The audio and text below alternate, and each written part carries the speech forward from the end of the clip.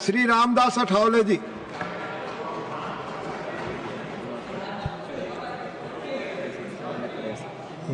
Deputy chairman sir, इतनी हो गई है रात, मैं कर रहा हूं वक्त बिल पर बात। मैं दे रहा हूं मोदी जी को साथ, मैं दे रहा हूं मोदी जी को साथ, इसलिए कांग्रेस को मैं दिखा रहा हूं हाथ। मोदी जी तो मुसलमानों की बात करते हैं, मोदी जी तो मुसलमानों की बात करते हैं, लेकिन कांग्रेस वाले मुसलमानों का आघात करते हैं। मोदी जी तो गरीबों की बात करते हैं और हमेशा नरेंद्र मोदी जी ने मुसलमानों की, माइनॉरिटी की, दलितों की, गरीबों की बात की है। अध्यक्ष महोदय, ये बिल जो है बिल बहुत ही सभी मुसलमानों को, मैक्सिमम मुसलमानों को, 90% मुसलमानों को न्याय देने वाला बिल है। ये जो बिल है ये बिल असंवैधानिक नहीं है। डॉक्टर बाबा साहब अम्बेडकर जी ने संविधान बनाया, उस पार्टी से मैं आता हूं। मेरी पार्टी आरपीआई है, रिपब्लिकन पार्टी ऑफ इंडिया, और मेरी पार्टी मोदी साहब के साथ, एनडीए के साथ है। ये जो बिल है बिल मुसलमानों पर आज तक अन्याय होता रहा। Congress party divide and rule की पॉलिसी करने का काम करती रही और मुसलमानों को, दलितों को न्याय नहीं मिलता था।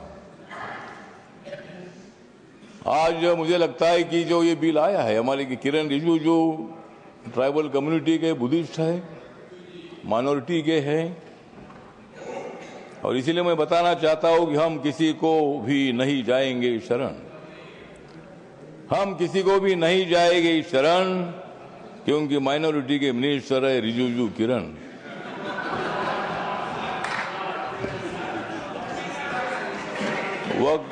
वक्फ बिल का हम करते हैं स्मरण, वक्फ बिल का हम करते हैं स्मरण, लेकिन अपोजिशन को हम करा देंगे हरण।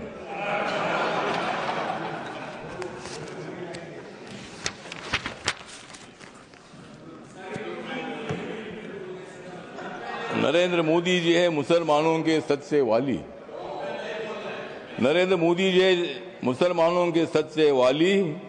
खरगे साहब बजाओ जोरदार ताली।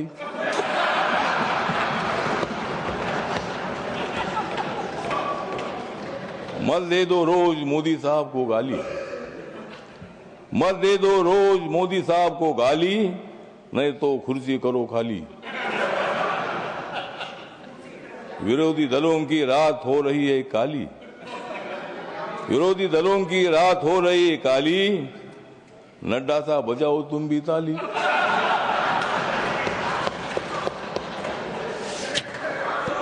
तो ये जो बिल है, ये बिल बहुत ही परिवर्तनवादी बिल है।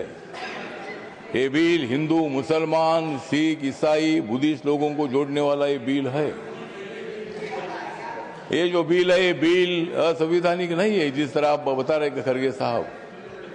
संविधान बाबा साहब ने लिखा है, आप भी बाबा साहब के अनुयायी है, मैं भी अनुयायी हूं।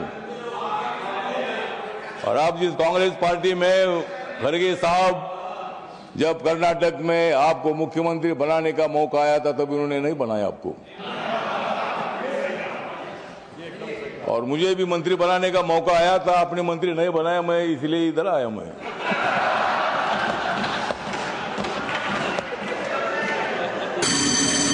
लेकिन मैं आया, लेकिन आप नहीं। तो मंत्री पद का विषय नहीं है। मतलब कांग्रेस पार्टी दलितों की बात तो करती है, बात करने से का काम नहीं चलेगा। जिस तरह मोदी साहब निर्णय लेते हैं, मोदी साहब सत्ता में आने के बाद उन्होंने बहुत सारा परिवर्तन करने का काम किया है।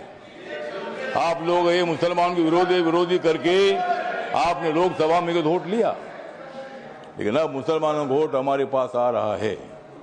ये बिल पास होने के बाद सारे मुसलमान हमारे साथ आएगी, आपके साथ तो कोई नहीं रहेगी।